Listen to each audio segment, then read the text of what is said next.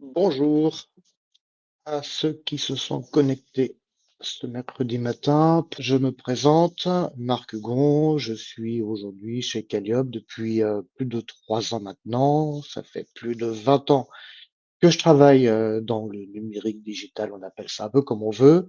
Aujourd'hui chez Calliope, j'ai un rôle de directeur technique projet. Je m'occupe des équipes QA, data, SEO, mais aussi plus particulièrement de l'IA générative et des offres qu'on peut faire autour de l'IA générative, ainsi que de ce qu'on fait en interne sur l'utilisation de l'IA générative. J'ai été CTO chez 24S pendant 3 ans, j'ai travaillé chez Maison du Monde et j'ai évidemment fait encore d'autres choses avant dans plein de langages différents, plein de technologies différentes, et j'ai cette curiosité, cette appétence à utiliser beaucoup de technologies qui m'ont amené à m'intéresser à l'IA. Euh, pour vous parler un petit peu de Calliope, Calliope est une agence digitale qui, comme vous pouvez voir avec cette forêt de logos, fait beaucoup de développement spécifique, voire que du développement spécifique, et a comme volonté d'utiliser les technologies du moment, on va dire, principalement open source, comme vous pouvez le voir, constater aussi. Donc des sujets très variés sur lesquels on peut travailler, des technologies très variées aussi, puisque nous sommes partisans du pragmatisme et d'utiliser ce qui fait sens quand ça fait sens. Pardon pour la petite erreur. Que vous dire d'autre aussi? Nous ne faisons pas que du développement, nous avons aussi une équipe DevOps. Nous faisons beaucoup de sujets de migration, typiquement aujourd'hui de GAFAM vers de la souveraineté. On fait aussi des applications mobiles et nous n'avons pas de logo ici pour présenter l'équipe créative UX UI qui pourtant fait des choses très intéressantes aussi. Et j'ai encore quelques logos à vous montrer parce qu'on aime bien les logos comme d'habitude. Pour vous expliquer juste rapidement que nous ne sommes pas particulièrement spécialisés sur une verticale particulière. Nous sommes couteau suisse. On peut travailler sur beaucoup de sujets différents et on travaille sur beaucoup de sujets différents, ce qui nous amène d'ailleurs un petit peu en partie, vous allez comprendre pourquoi, à la problématique du jour. Nous allons parler d'aide technique, nous allons parler de migration et nous allons parler de comment est-ce que l'IA générative peut aider et nous a aidé à faire cette migration. Et pour ça, il faut d'abord commencer par regarder en face la bête à laquelle on va s'attaquer.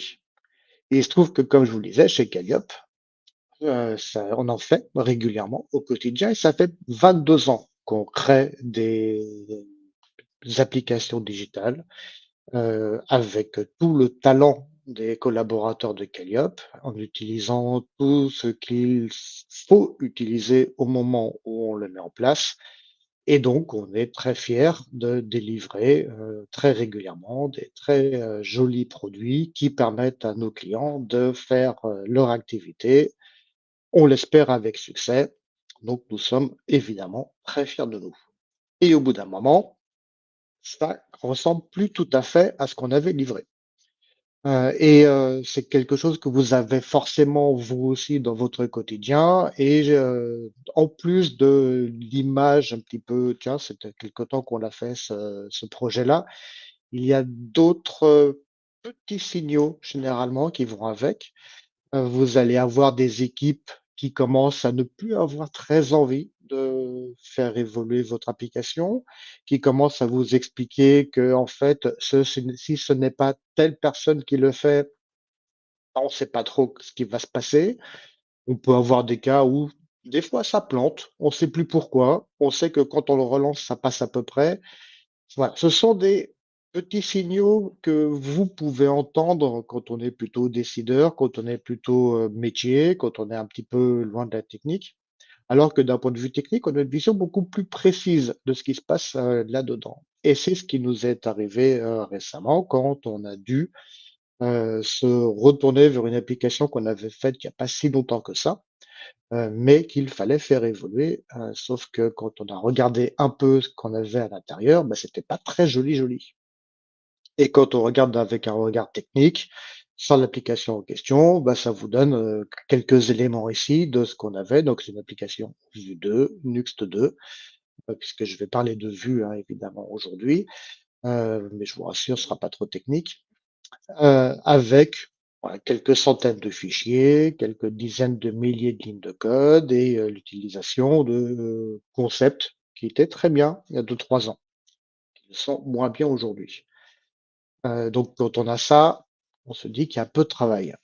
Et quand on regarde aussi bah, les éléments qui sont les composants, les plugins, on va dire, qui sont utilisés, les dépendances dans ce projet-là, eh bien, c'est bien beau, mais la question peut se poser assez rapidement, vu de leaflet marker cluster, vue 2, ça commence à sentir un tout petit peu moyen quand on se dit, bah non, moi c'est du vue 3 que je vais faire maintenant parce que c'est vue 3 qui est à la mode.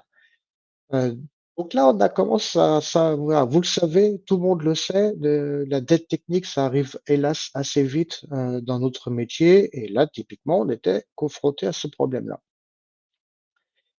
Et c'est plus ce qu'on veut. On veut aller vers autre chose et cette autre chose, forcément, dans le cas présent, on voulait monter de version Node.js, Vue 3, Nuxt 4, faire du TypeScript parce que TypeScript, c'est tellement mieux que JavaScript dans le mois prochain, et faire du Composition API parce que c'est tellement mieux que Option API. J'exagère évidemment un petit peu dans ma façon de le dire, mais voilà, on a parfois des bonnes raisons de faire ces évolutions-là. Les frameworks ont de bonnes raisons de pouvoir évoluer, mais il y a quand même aussi un petit peu des effets de mode parfois, on va pas se mentir, mais il s'avère qu'on n'a pas le choix. Il faut suivre ce mouvement-là. Il faut gérer sa dette technique parce que ça pose des problèmes de sécurité, ça pose des problèmes de maintenabilité. C'est peu de dire que ça pose pas mal de problèmes. Donc une fois qu'on se dit qu'on veut faire ça, c'est un peu facile. La question se pose de comment est-ce qu'on va aller vers cet objectif? Dans notre cas, on s'est posé, la question de, est-ce qu'on le ferait pas de façon progressive? C'est-à-dire, on a une application old school, ancienne génération, qu'on va continuer à voir en ligne et petit à petit, on va la migrer en rajoutant une application par-dessus, en fait, qui est une nouvelle application et qui, petit à petit, va prendre la main sur certaines parties de l'application. Et comme ça, on pourrait réussir à avoir un fonctionnement. D'un point de vue utilisateur, tout est complètement transparent et d'un point de vue technique, ça a l'avantage de pouvoir aller un peu plus doucement, on va dire, dans la migration et de pouvoir aussi directement commencer à éventuellement proposer des nouvelles fonctionnalités en se basant sur quelque chose qui est plus à jour. C'est un mode de fonctionnement qui est possible et qui est un peu plus long par contre à mettre en place parce qu'il y a des problématiques de partage de données entre les différentes applications qu'il va falloir réussir à gérer. C'est donc une stratégie que je pourrais recommander, heu, mais qui n'était pas la meilleure dans notre cas. Puisqu'on avait la possibilité, on était sur une application qui évoluait relativement peu, qui était plutôt stable, et donc il était possible de prendre le temps de la migrer avant de continuer à travailler dessus, puisque c'était l'objectif. Donc c'est une option qui existe, ce n'est pas celle que je vais vous raconter aujourd'hui, probablement aussi parce que l'application n'était pas aussi grosse que ça, donc c'était quelque chose qu'on pouvait, envisager, mais c'est une option qui existe. Et donc voilà la feuille de route, voilà ce qu'on propose, ce qu'on a fait. On l'a pas fait du premier coup, on a essayé, on a itéré et on a fait des tests un petit peu à blanc, avant d'en arriver là. Mais en gros, ce sont les principales étapes par lesquelles nous sommes passés pour faire cette migration et ce que je vais évidemment, vous présenter un petit peu plus. J'en profite, petite pause, n'oubliez pas de mettre un pouce, un commentaire, non pardon, ça c'est une blague. Non, c'est juste, n'hésitez pas à réagir et à poser des questions dans le chat si vous en avez, que je peux répondre en direct, il y a pas de souci. Donc, je vais vous parler des normes de code, des dépendances, de la documentation. Vous avez vu, j'ai réussi à faire un slide où j'ai même pas mis IA. Donc, on va commencer à préparer ce chantier, ce schéma directeur. La première chose qu'il faut faire, en fait, c'est analyser le package.json, hein. On est sur une application JavaScript. Il y a un package.json. Et ça, c'est un travail sur lequel on n'a eu pas beaucoup d'avantages à utiliser l'IA. L'IA n'a pas toujours été si fiable que ça pour se poser les questions qui sont ici. Elles sont relativement simples, hein, le schéma est pas très complexe, mais globalement, pour chaque libre dépendance que vous utilisez, chaque librairie, ben, les questions, elles sont là. Est-ce qu'elle est encore maintenue? Si elle n'est pas maintenue, ben, il va falloir trouver autre chose. C'est sortir de la dette technique, c'est pas sortir avec quelque chose qui a été abandonné et qui donc peut devenir un vecteur de faiblesse dans votre application. Si elle est maintenue, bonne nouvelle. Est-ce qu'il y a un couplage fort avec Vunuxt? Ou est-ce que c'est quelque chose qui peut vivre sa vie à côté? Si le couplage n'existe pas, bah, il n'y a plus d'autres questions à se poser. Elle est maintenue, on va pouvoir la mettre à jour et on va la garder. Par contre, si le couplage il est fort, bah, avec les questions qui se posent, c'est l'exemple que je vous montrais tout à l'heure.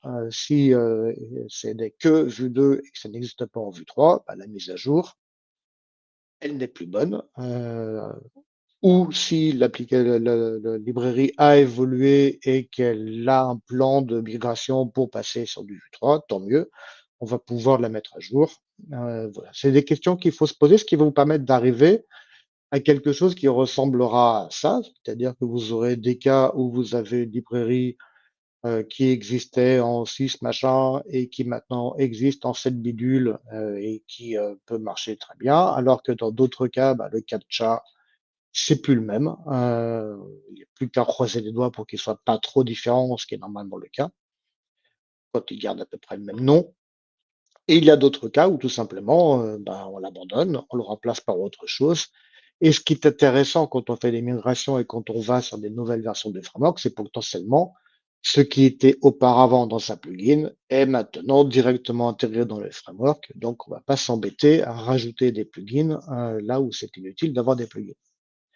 Donc, vous allez avoir une liste aussi longue que le nombre de plugins que vous avez sur votre projet. Et ça, c'est un travail qui est plutôt manuel et qui oblige à se poser des questions, puisque quand il faut remplacer par autre chose, là-dessus, il faut aussi un petit peu se méfier d'une IA qui va faire une recherche Google, hein, globalement, qui va vous donner ce qui ressort le plus par Google. Mais j'ai souvent eu des cas où ce que Google proposait, c'était mignon, mais ce n'était pas le choix que je voulais faire moi.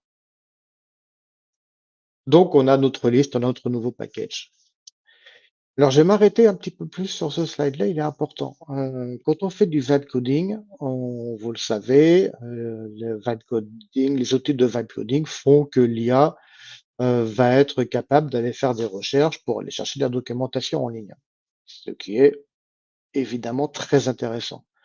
Mais ça a ses petits défauts quand même.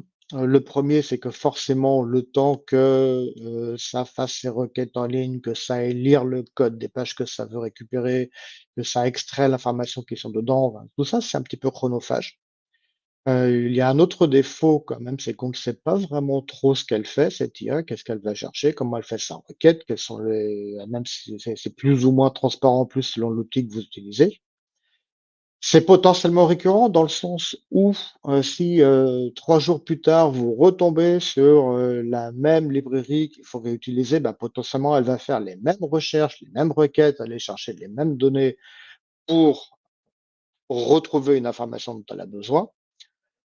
Et ça, c'est le cas où ça se passe de façon plutôt pas mal, parce que l'autre côté, c'est comme c'est relativement imprédictible, potentiellement, elle se repose la même question, mais comme la recherche n'est pas tout à fait la même, que le choix du résultat n'est pas tout à fait le même et que ce qu'elle va aller chercher, c'est pas tout à fait le même, on n'est pas à l'abri que l'information qui va être récupérée ne soit pas tout à fait la même non plus, ce qui est forcément un petit peu problématique. Et donc, on a passé auparavant un petit peu de temps à définir tous les éléments qu'on voulait utiliser.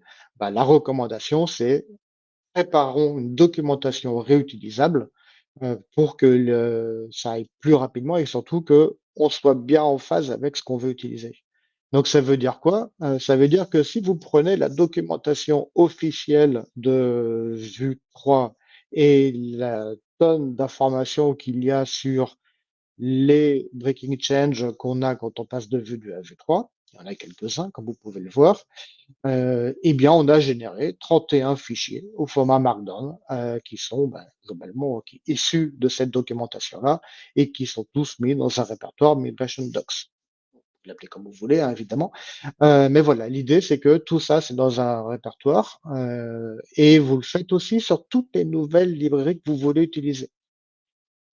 En tout cas toutes. Peut-être pas, mais dans la majorité des cas, la documentation n'est pas si énorme que ça et surtout, on n'a pas besoin de tout récupérer et ça, c'est un autre élément intéressant dans cet exercice de préparation de la documentation, c'est qu'on peut faire des choix dans ce qu'on veut sauver dans la documentation qui vont avoir des impacts sur la façon dont l'IA va utiliser ces outils derrière. Donc il y a quelque part à ce niveau-là une certaine optimisation. Si le carrousel a 8 options pour faire des carousels, mais vous, vous savez la seule option que vous voulez utiliser, ben, vous ne récupérez que ça dans votre documentation et par défaut, c'est ça que va trouver l'IA et c'est donc, enfin, vous allez pouvoir la, la guider et faire en sorte que l'information qu'elle va trouver soit celle que vous voulez utiliser. Ensuite, on va commencer à se préparer et là, il va falloir faire une to-do. Il va falloir avoir un fichier et ça, c'est super important, dans lequel vous allez lister tout ce que toutes les étapes par lesquelles vous savez que vous allez devoir passer à l'instant T et c'est un fichier qui sera mis à jour en permanence et qui pourra pas me permettre de savoir ce qui a été fait, savoir ce qui reste à faire et de rajouter des nouvelles étapes quand on découvre qu'on a des nouvelles étapes à faire. Évidemment, vous pouvez tout à fait le faire générer par une IA au début, et ça marche très bien et il s'en sort plutôt pas mal. Mais ce fichier-là, vous verrez, il va être très utile. Parce que dans tous les outils de vibe coding qu'on utilise, alors si vous l'avez pas, c'est pas une bonne nouvelle. Vous pouvez rajouter un prompt par défaut qui va être là de façon transparente sur toutes les autres interactions que vous allez avoir avec l'IA. Ça peut être un agent.md pour pas mal de solutions, les cursor rules pour ceux qui font du cursor. Bon, évidemment, il y en a plein d'autres et il y a même du coup maintenant des librairies comme VibeRule qui permettent de gérer cette hétérogénéité des solutions. Mais voilà, le concept, c'est qu'il faut avoir ce méga prompt, on va dire, qui va ressembler à quelque chose comme ça. Alors, dans ce méga prompt, on va lui redonner du contexte, on va lui dire ce qu'on est en train de faire. On va lui dire qu'on est en train de migrer une application vue 2 vers vue 3. Évidemment, on peut être un petit peu plus bavard que ça. Et c'est là où vous voyez arriver un petit peu ce que je vous présentais auparavant, c'est qu'on va lui dire qu'il y a une to-do qui existe et un historique qu'il peut trouver dans un certain fichier. On va lui dire aussi que l'ancienne version de l'application, elle est quelque part pour qu'il puisse régulièrement faire des comparaisons de ce qu'il y avait avant. On va lui dire qu'on lui a préparé une documentation et donc il faut d'abord qu'il aille voir dans ce répertoire ce qui est disponible avant d'aller chercher ailleurs. J'en passage pour vous parler d'un MCP qui s'appelle Context Haven, qui est bon à connaître parce qu'il permet d'agréger des centaines, des dizaines de milliers de documentations en ligne. C'est plutôt pas mal. On va aussi lui donner des règles de développement, on va lui donner des commandes, on va lui donner plein d'informations. Et quand je parle des règles de développement, là-dessus aussi, je vous invite à y passer beaucoup de temps. Là, on parle des normes de code que vous voulez avoir, parce que c'est bien beau de dire qu'on veut faire du Vue 3, c'est bien beau de dire qu'on va faire du TypeScript, mais on veut le faire comment? Qu'est-ce que vous considérez comme étant un bon code? Et ça, c'est un choix que vous devez faire vous. Nous, on l'a fait en faisant décrire notre façon de coder sur des applications qu'on considérait comme étant bien faites. On pourrait très bien faire avec des projets open source, mais voilà, vous pouvez lui donner des règles très précises, et toutes ces règles-là vont permettre à l'inférence, au travail avec l'IA, de converger vers une façon de faire qui correspond à vos critères de qualité. Si vous n'avez pas ça, la convergence, vous l'aurez pas, vous aurez plutôt de la divergence d'un fichier à l'autre. Bien, on s'est beaucoup préparé. et c'était important et on va pouvoir se lancer. La première étape, elle est relativement simple. On met à jour notre JS et ensuite vous mettez intégralement à jour le package JSON avec la nouvelle version que vous avez définie dans votre travail de préparation. En tout cas, c'est comme ça qu'on a fait, on sort de le faire et évidemment, d'un point de vue, «debug» entre guillemets, on a les 2 applications qui tournent, enfin la nouvelle ne tourne pas du tout pour l'instant, mais on a l'ancienne qui est là sous la main, qui nous permettra de vérifier régulièrement ce qu'on est en train de faire et comment fonctionne l'ancienne application. Et une fois qu'on a ça, commencer par les dépendances de développement. Dans un package.json, il y a toutes les dépendances qui sont vraiment celles qui, permettent de faire grossir le produit et il y a toutes celles qui sont plutôt liées aux outils de développement qu'on va utiliser. Et c'est, par expérience mieux de commencer par ces dépendances-là parce qu'elles sont un peu moins présentes dans le code de l'application et elles obligent à faire des travaux de fond, qui sont des changements d'arborescence potentiellement. Enfin voilà, c'est des aspects qui sont pas trop chronophages, mais qui seront beaucoup plus chronophages si vous le faites après. On a eu ce problème-là de notre côté. Donc ça, c'est un sujet sur lequel vous pouvez passer relativement rapidement et qui vous permettent de prendre quelques breaking change qu'il pouvait y avoir sur cette dépendance-là. Il y en a assez peu, par expérience aussi. Donc commencez par ça parce qu'après, on a un gros morceau qui nous attend, c'est Vue. Vue, c'est 31 fichiers qui expliquent qu'on a des choses qui sont fortement cassées, qu'il faut mettre à jour. Et donc, du coup, bah, systématiquement, nous, ce qu'on a fait, c'est qu'on les a pris une par une, ces fichiers-là, et à chaque fois, on s'est posé la question de quels sont les fichiers qui sont impactés par ce changement-là. Et une fois qu'on avait le fichier, bah, là, on utilise l'IA pour lui dire, bah, voilà mon coco, regarde ce qui est écrit ici, les recommandations qui sont faites pour sortir, pour faire, évoluer, ce fichier. Réécris-le-moi en prenant en compte ces nouvelles règles-là et au passage, ça c'est important de le faire, on peut faire quand même du un tout en un à cette étape-là. Au passage, bah, prends en compte, pour rappel, tout ce que je t'ai donné comme indication concernant les normes de code. Fais-le-moi en TypeScript, fais-le-moi en composition API, enfin fais-moi tout ce que j'ai envie d'avoir. Donc vous vous en doutez, c'est une étape qui est relativement longue, surtout si vous avez, beaucoup de fichiers à migrer, c'est assez chronophage et d'où l'importance de mettre à jour le statut d'avancement au fur et à mesure puisque comme dans notre cas, on en avait plusieurs centaines, des fichiers comme ça, savoir où on en est n'est pas à quelque chose, n'est pas un luxe. Et ensuite, je continue un petit peu là-dessus parce qu'il y a la question du quels sont les fichiers impactés. Cette question-là, elle peut être simple, comme ici. La règle, elle est assez facile, c'est j'ai un $children qui traîne quelque part, ça n'existe plus, il faut le virer, il faut le remplacer par autre chose. Donc si je veux connaître la liste des fichiers qui sont impactés, ben, je cherche tous les fichiers qui parlent de $children et hop, c'est parti, j'ai ma liste et je peux tirer dessus.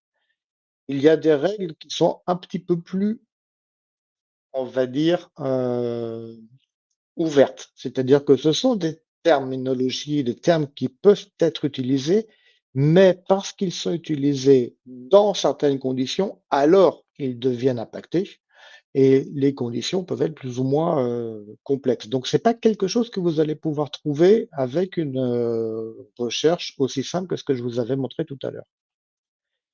Heu et donc là-dessus, ce qu'on a fait, c'est qu'on a, tout simplement, on a créé un script, qui itère sur tous les fichiers, qui appelle une IA.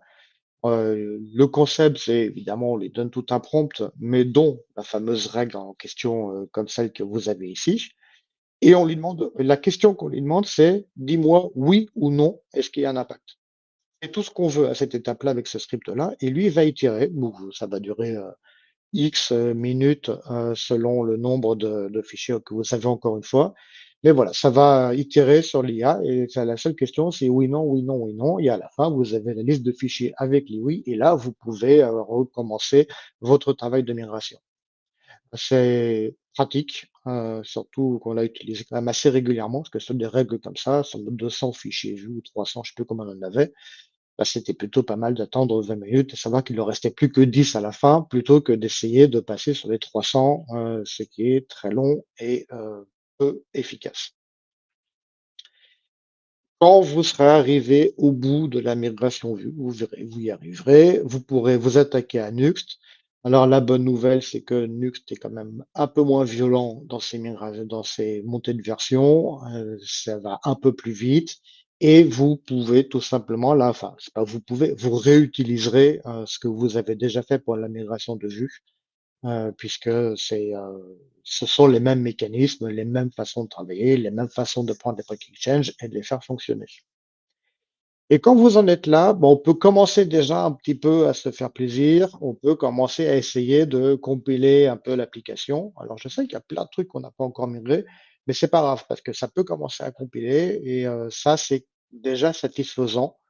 Et c'est important de commencer à le faire parce que ça permet déjà de commencer à avoir des points voilà, il faut déjà les débloquer maintenant ceux-là parce que de toute façon, s'ils apparaissent plus tard, ce sera encore plus compliqué et surtout, ça permet d'avoir, j'ai envie de dire, un plan de travail relativement propre et sur lequel, faut pas oublier que les IA, elles passent leur temps à regarder ce qui existe pour faire ce qu'on leur demande de faire.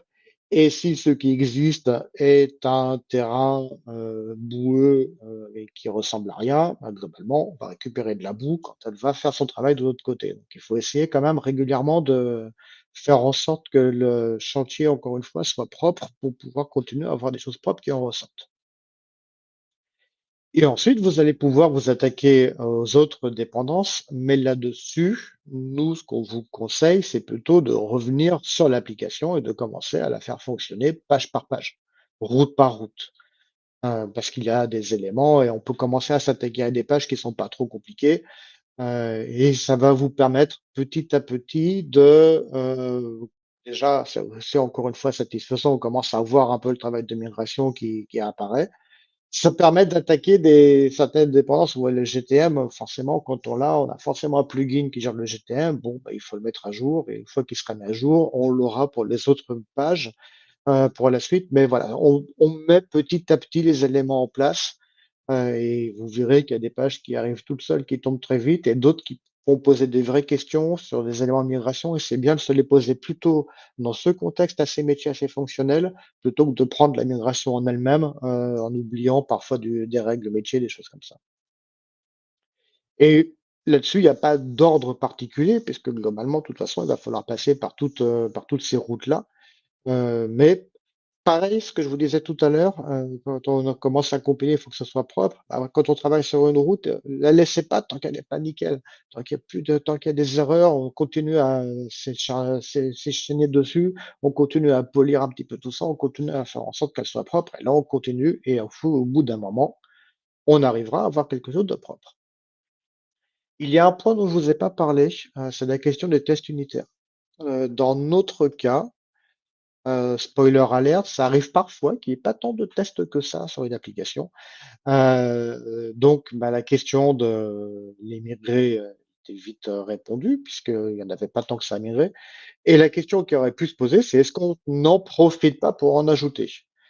Bah, nous sommes, de notre cas, en profiter sur les tests unitaires, ça, c'est pas très compatible, on va dire, parce que la problématique du test unitaire, c'est que là, il faut de la règle métier. euh, Sinon, bon, tester des choses inutiles, tout le monde sait le faire, mais c'est pas simple que ça d'écrire des tests unitaires. Et donc, nous, on a tendance à considérer que c'est un autre sujet. Un sujet sur lequel l'IA génératif peut être effectivement très moteur et peut beaucoup aider, mais on décorrèle un peu les deux exercices. Et en plus, les tests unitaires que vous avez sur l'ancienne version peuvent devenir complètement caducs parce qu'avec les changements, je vous parlais de l'exemple des cookies tout à l'heure, on utilise les cookies du framework, il y a besoin de tester les cookies du framework. Il y a des gens qui font le framework qui testent eux-mêmes ce genre de choses. Donc, ce sont des tests qu'il faut mettre à la poubelle, tout simplement, potentiellement. Donc la question, elle est vraiment pas simple elle sera forcément très spécifique à vos cas, à vous. S'ils existent, il faut réussir à les récupérer, mais il faut du coup probablement passer un petit peu de temps pareil en amont sur le choix de décision de est-ce que ces tests-là, on les garde pas, est-ce qu'on les adapte, est-ce qu'ils vont pouvoir continuer à fonctionner ou est-ce qu'ils devront être réécrits, voire être mis à la poubelle. Et donc, vous arrivez au bout d'un moment à une nouvelle version de votre application. En tout cas, c'est ce que nous avons pu réussir à faire. Petit point, quel est le meilleur outil? Nous, on a pas mal expérimenté, on continue à beaucoup expérimenter, on fait du cursor, on utilise Gemini, on utilise beaucoup d'open source chez Calliope parce qu'on aime bien l'open source. Donc quand je vous mets un logo Ollama derrière, en fait, c'est pas Ollama, c'est Destral, c'est QN, c'est, Kimi K2, c'est, Minimax. Ils sont pas toujours très bons pour faire des noms. Mais en tout cas, on en a utilisé pas mal et le Destral, c'est du 14 milliards de paramètres, c'est un petit modèle, là où le QN est à, 600 milliards de paramètres ou je sais pas combien, donc les extrêmes sont là. Et la conclusion à laquelle on arrive, c'est qu'en fait, dans plus de 90 des cas, c'est pareil. Ça n'a aucune différence, elles se débrouillent toutes très bien. Tout simplement d'ailleurs parce qu'on leur a beaucoup donné d'indications. On a été très clair sur ce qu'on voulait faire et quand on est très clair sur ce qu'on veut faire, même le petit Devstral avec ses 14 milliards de paramètres, il fait un très joli travail pour, convertir du Vue 2 en Vue 3 et se débrouille très bien le petit. Donc c'est pas si important que ça et pour les 10 dont on parle, c'est plutôt au moment du debug, au moment où on essaie de faire fonctionner l'application, c'est là où potentiellement il y a quelques modèles qui vont être un petit peu plus smart que d'autres, mais c'est compliqué de vous dire celui-là est meilleur que tel autre, d'autant plus que, bah, Gemini 3 est sorti hier, Cursor 18 sortira demain et Llama 42 ce sera pour après-demain. Donc c'est ce qui est vrai à date ne l'est pas très longtemps. Une autre question qui pourrait se poser, c'est, est-ce qu'on est obligé de faire un gel de l'application quand on fait une migration? La réponse est non. Je vous ai déjà parlé de l'option de la migration progressive qui permet de pouvoir continuer à travailler sur l'ancienne version de l'application tant qu'on n'a pas commencé à migrer ces éléments-là, qui permet de continuer à travailler sur la nouvelle version de l'application qui est en cours. Donc ça permet de continuer à travailler, c'est l'intérêt de la migration progressive, ce qui la rend aussi un petit peu plus complexe à gérer. Et sinon, dans le cas qui était le nôtre, qui était plutôt la solution du Big Bang, bah, là-dessus, ce qu'on a fait, c'est qu'on a fait la migration, puis ensuite, une fois qu'on avait bien avancé, ben, on a tout bêtement pris les évolutions qui avaient eu lieu pendant ce temps-là et on a demandé, au modèle de retraduire ce même commit en prenant en compte la nouvelle version de l'application. Donc ce travail de rattrapage, il existe et il fonctionne plutôt bien. Et ça permet de ne pas, avoir un message qui est toujours compliqué à faire passer quand on veut faire de la technique, qui est: «Ah non, monsieur le métier, tu gentil, là, tu fais rien pendant 2 mois parce que c'est moi qui travaille, je fais un truc important». On n'a plus besoin de ça et ça, c'est quand même un énorme avantage de ce type de migration. Point aussi sur lequel il nous semble indispensable et nécessaire de revenir, c'est la seniorité des personnes qui vont gérer cette migration. L'IA générative, c'est génial.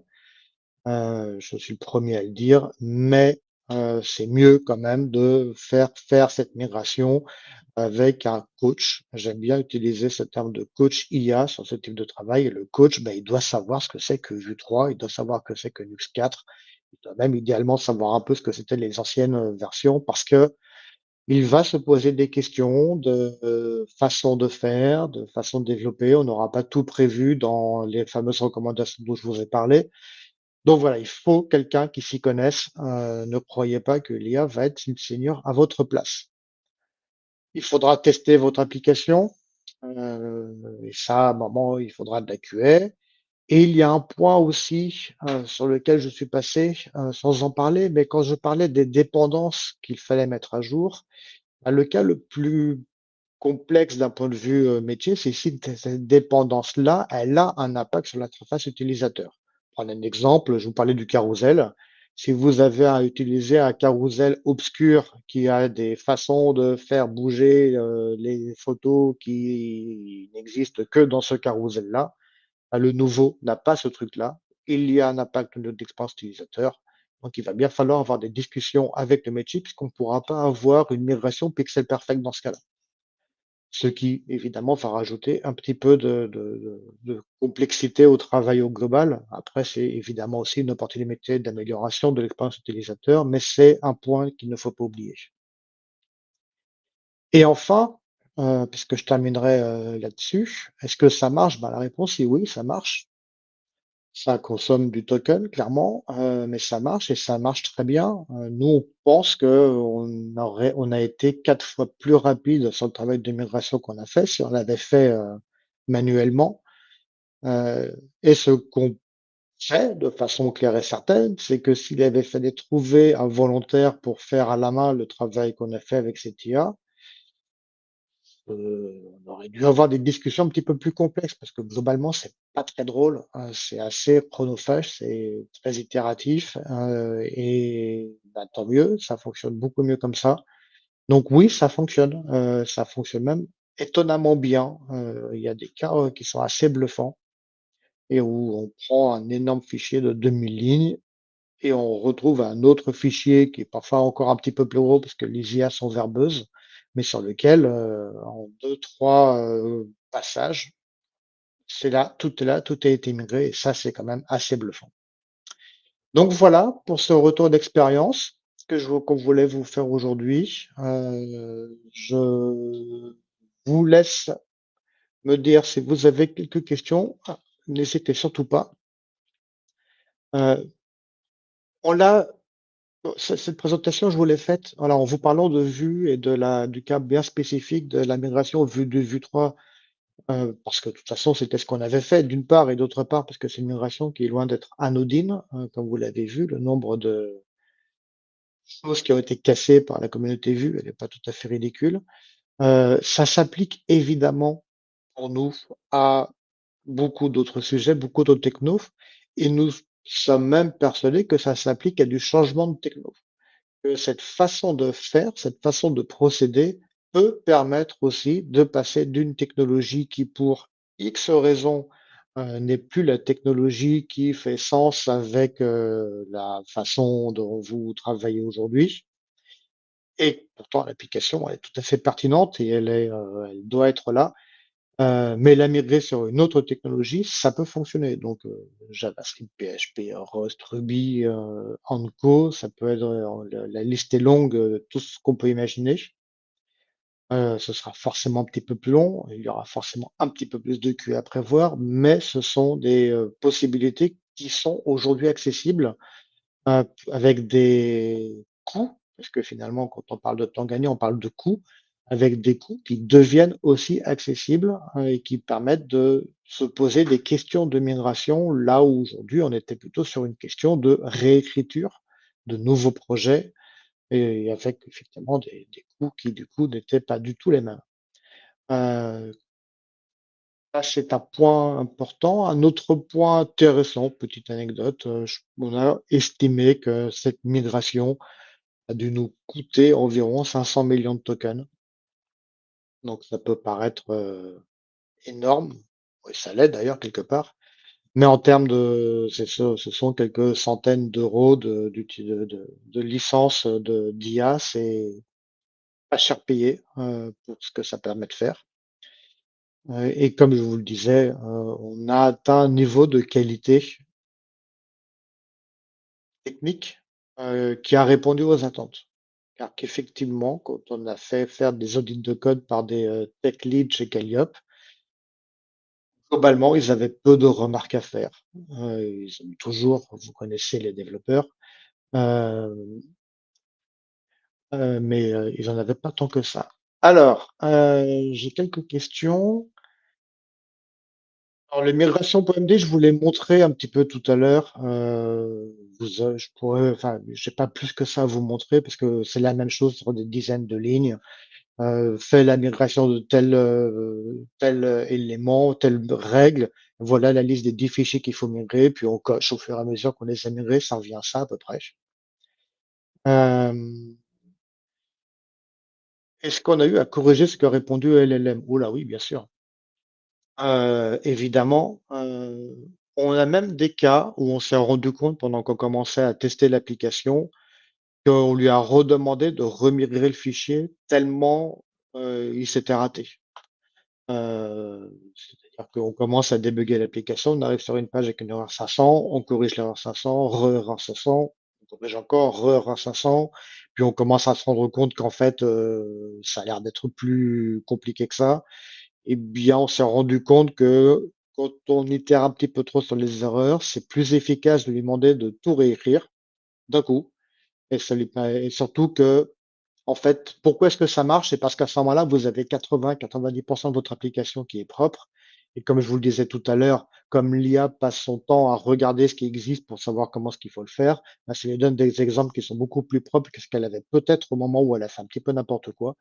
Et le résultat est généralement immédiat et on sort de l'espèce de boucle infernale de debug dans laquelle on était tombé. Et c'est aussi pour ça que je vous parlais du côté senior de la personne qui va regarder un petit peu ce qui se passe, parce qu'elle est très bien placée pour pouvoir arrêter une mauvaise façon de faire et pouvoir demander à l'IA de revenir en arrière. En mode, non, non, t'es gentil, là, tu vas reprendre ton boulot parce que ça n'a pas marché comme ça. Non, il n'est pas possible de revoir toutes les lignes, effectivement.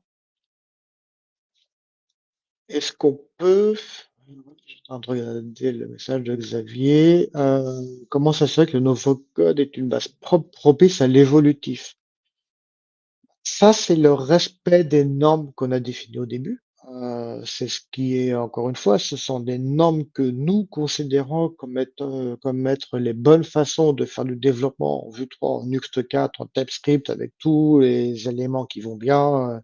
Comment est-ce que j'utilise le storage, le truc, etc. Enfin, il y a tout un ensemble de règles qui sont derrière et ces règles-là sont justement faites pour normalement assurer que l'application, elle soit maintenable, elle soit évolutive. Donc, évidemment, on va pas tout relire. D'expérience, une IA quand même respecte bien ce qu'on lui demande de faire. Donc, il y aura évidemment des points de détail sur lesquels il y aura toujours un petit peu de quoi pinailler, j'ai envie de dire. Mais globalement, on arrive à un niveau de qualité, encore une fois, qui peut après être vérifié avec d'autres outils. On peut très bien lancer des outils d'analyse de qualité de code. Si vous avez ensuite un APM, quand vous commencerez à la déployer, bah, là aussi, vous allez avoir des indicateurs qui vont permettre de vous rassurer sur le fait que ce n'est pas en train de générer des choses un peu bizarres que vous n'avez pas l'habitude de voir sur votre ancienne application. Il y a pas mal de moyens de se rassurer, et même sur la façon de mettre en production éventuellement cette nouvelle application. Si vous êtes équipé pour, vous mettez une partie du trafic dessus, ça permet de s'assurer que les choses se passent toujours comme, aussi bien que ce que vous avez commencé à avoir avant. Et c'est aussi d'ailleurs l'avantage, de la migration progressive dont je vous ai parlé aussi, c'est que là, on commence directement à mesurer en production que les vrais utilisateurs que tout se passe bien, ce qui permet d'ajuster, de corriger et de pouvoir rajouter des règles. Ces règles-là, c'est super intéressant, super important de rajouter des règles. Après, pour ceux qui veulent aller sur l'agentique, rien n'interdit d'imaginer que quand vous faites un travail de migration, vous avez l'agent qui fait la migration et l'agent qui vient vérifier si le travail a été bien fait. C'est pas quelque chose que nous avons fait de notre côté, car encore une fois, on avait un niveau de qualité qui ne nous a pas amené à nous dire on en a besoin. Mais c'est une option que je vois passer un petit peu ces temps-ci, qui peut être efficace. C'est peut-être même d'ailleurs ce que fait un petit peu le nouvel outil que Google a sorti hier. Il va falloir que j'essaye évidemment, mais ça peut être des moyens de réussir à pouvoir essayer d'assurer ce niveau de qualité. Et qu'il reste toujours assez complexe, d'assurer quand on s'attaque à 40 000 lignes d'un coup et que globalement ces 40 000 lignes vont presque toutes changer. Parce que c'est ce qui s'est passé en fait dans notre travail. Alors j'exagère un tout petit peu parce que sur tout ce qui est style, ça n'a pas changé tant que ça, mais malgré tout, ça a beaucoup changé. Cette migration-là était, une réécriture. Il y avait une question sur les 31 fichiers des breaking change. C'est assez facile. C'est sur le site de Vue, que vous avez un quand vous regardez la documentation Vue 3, il y a ils ont très bien fait leur travail à ce niveau-là. Vous avez accès à toutes ces breaking change qui sont là, et donc on les a pris un par un. Et c'est évidemment une IA qui a fait ça. On lui a demandé de lire et de générer un markdown avec tout ce qui était dedans. Donc c'est en ligne et ça, c'est quelque chose qui est très bien fait par la communauté. Et on arrive au bout des 45 minutes qui étaient prévues. Si vous avez encore des questions, n'hésitez pas. Je vois qu'il y en a certains qui doivent y aller. Je vous souhaite évidemment une bonne journée, mais je peux éventuellement vous prendre encore quelques questions si vous en avez. et on peut en reparler aussi. N'hésitez pas si vous voulez prendre contact, pour aller plus loin dans la discussion, pareil, nous vous relancerons, ne vous inquiétez pas, mais n'hésitez surtout pas, ce sera avec plaisir